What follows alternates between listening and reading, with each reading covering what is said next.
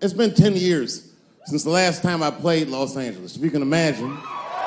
I know, I've been gone for a very long time. And unbeknownst to you, it was a difficult 10 years. I'm not gonna take you through all the agony I've been through, but it was tough. Some of it you might have seen. I don't know if you ever saw on TMZ the big headline, Dave Chappelle, drunk on stage in Detroit. Well, if you saw it, I wasn't drunk. I had smoked some reefer with some rappers. Yeah. I don't know if you know anything about hanging out with rappers, but their weed is very strong. Stronger than what I was accustomed to. The article goes on to say I was booed off stage, which is also incorrect. I was booed. I did not leave. It was a long bump. It was a fucking nightmare. 2 puffs of weed, that's all it was. 2 puffs. I never had that happen when I take 2 puffs of weed. I looked at the guy next to me, I was like, I'm gonna bomb, nigga, I can feel it. And that guy called my name, Dave Chappelle. Niggas was like, you know, normally when you do a comedy show, you guys don't know what it looks like up here, but niggas be looking up at you like. That's how the show started. Didn't take long for the faces to switch up, like, what the fuck? They started looking amongst themselves. So I knew I wasn't doing good. I don't remember what I was saying. It just took one person to break the ice.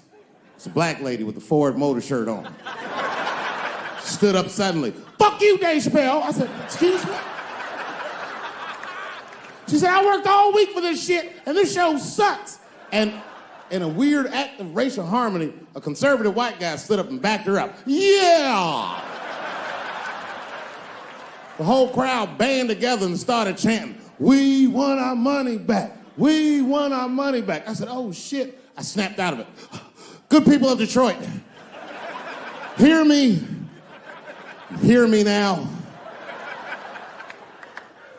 You will never get your fucking money back. Fuck that. I said, I'm like Evel Knievel. I get paid for the attempt. I didn't promise this shit would be good. Boo, they said, fuck you. This went on for a long time. And then after the show, I felt so bad, I took half of the money from the show, thousands of dollars. I said, I'm gonna give this to charity. You know what I did? I bought $25,000 worth of bubble gum and drove around Detroit and handed it out to the homeless so they could chew it and still be hungry.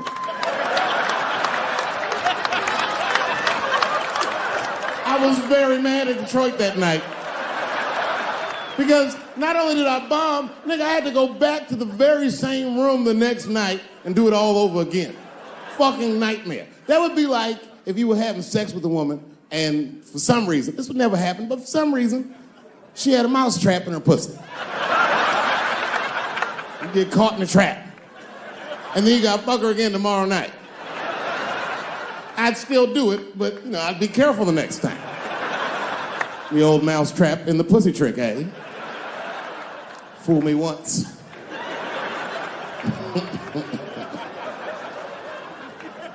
Yeah, it was a tough time. And I wanted to give up sometimes. I almost did give up, but then right before I gave up, I decided not to. But I made the call. They answered the phone. Hello? Dancing with the Stars. I said, not yet. Not yet. Yeah. Oh, if you see me on that shit, it's over. Trust me. My spirit is broken. If you see me waiting for them judges,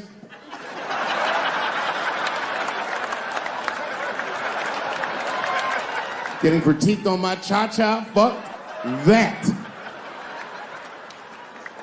I've been hanging out in there. I haven't been working in LA, but I come out here and hang out and shit. I was out here a few weeks ago. I almost got arrested. I'm not bullshitting. This happens to a lot of black people. What happened was, I was coming out of one of those nightclubs in Hollywood, and my friend saw me. I guess I was wobbling or something. So he just rolled up. It's a good friend of mine. He was like, hey, Dave, give me the keys. And I was like, all right, nigga, just take the keys. And I got in the passenger side of my car, and he drove it. And it was fine. Just talking, chopping it up. And then on the 10, the blue and whites hit us. Now, I should tell you, the friend that was driving me was black, which really doesn't have anything to do with the story, other than to let you know there was fear in the car. Not my fear. I'm black, but I'm also Dave Chappelle. So I figured, you know, shit'll probably be fine.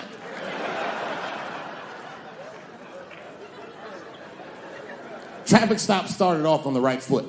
Cops came up to the driver's side. Hi, how you guys doing? And he recognized me immediately. Oh, Dave Chappelle. And I looked at my friend like, we getting out of this shit.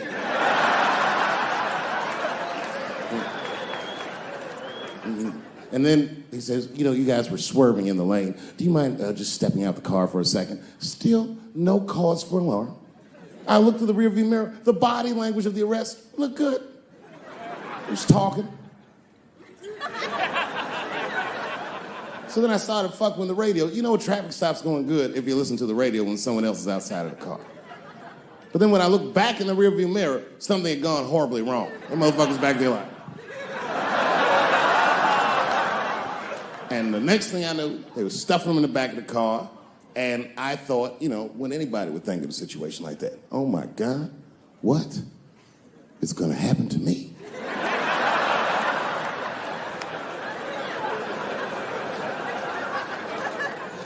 And the police walked up to the window.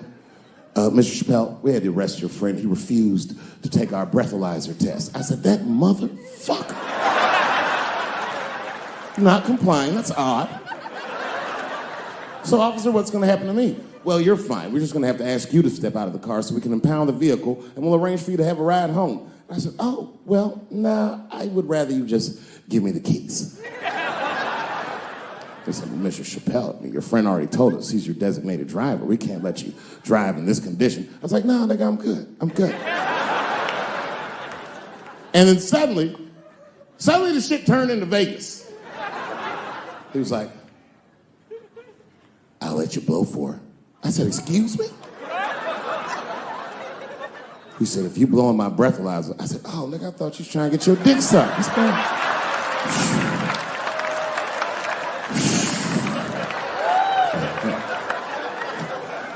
If you blow in my breathalyzer and pass, I'll give you the keys to the car. I said, Set him up, nigga, let's play. And I blew in that thing, and it made a noise. I said, uh-oh. And he looked at it, he said, oh, well, Mr. Chappelle, I guess you're free to go. I said, I am. I didn't know that thing didn't pick up weed. I drove home on the 10, 30 miles an hour. Yeah, no, it all worked out. It all worked out. I'm one of the lucky ones. It doesn't work out that well for everybody. I saw that videotape of that lady that got beat up in L.A. in the traffic. You see that shit on rush hour traffic? They beat a black woman's ass. This woman didn't even do anything wrong. It's fucked up. It was so fucked up it didn't even go to court. The city of L.A. just gave that woman $1.5 million for her pain and suffering. That is not bad, considering that's the same amount of money that Marcos Maidana made to fight Floyd Mayweather the second time. And this woman obviously hasn't trained a day in her life. You can see it on the tape. She didn't come to fight. Her guards were low. She was taking a lot of shots.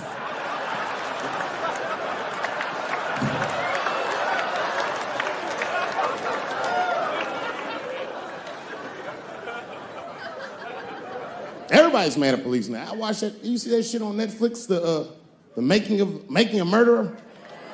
The Stephen Avery story? Yeah, well, if you haven't seen it, check it out.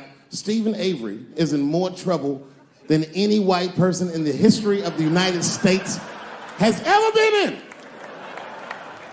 in. In a justice system designed for him to thrive, he's failed miserably twice. I can't even wrap my mind around it. If Making a Murderer was about a black dude, that shit would be called Duh. Of course everything can go wrong. Seems like he did it all right. The motherfucker even had $200,000 for his legal defense. That should get you off in Wisconsin. That's like OJ money. All he needed to get off that he didn't have was a single black juror. That's all it would have took. Because only a black dude in the United States can look at 11 other dudes and be like, I think the police did this shit.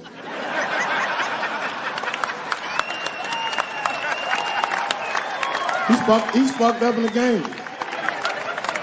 That's how OJ got off.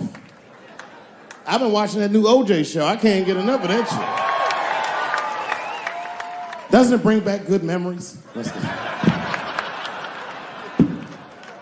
But I forgot how, like, just how polarizing that OJ case was. And you know, I've met OJ Simpson on 4 different occasions in my life.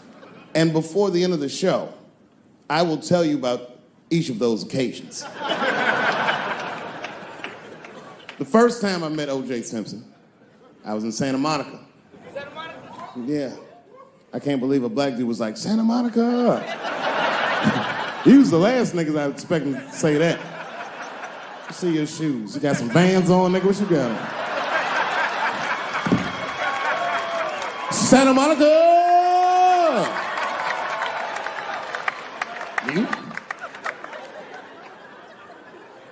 At the time, I was 18. I had done a show, and then a guy from the club came up and was like, hey, O.J. Simpson's here, and he said he wants to meet you. I said, what? Fuck yeah. I ran down the steps, and O.J. was down there. He was like, hey, yo, man, how are you? It's very good to meet you.